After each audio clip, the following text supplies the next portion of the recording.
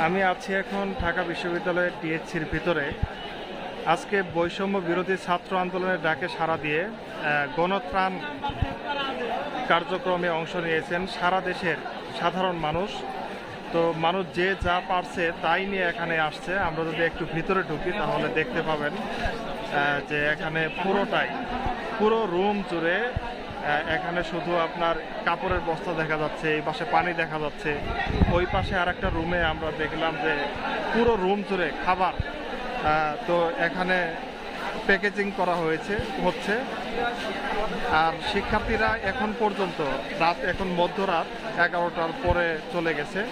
এরপরও আমরা দেখলাম যে শিক্ষার্থীরা তারা যত গাড়ি আসছে, ত্রাণ নিয়ে আসছে, তাদের ত্রাণগুলো নিয়ে তারা এখানে রিঅ্যারেঞ্জ করতেছে।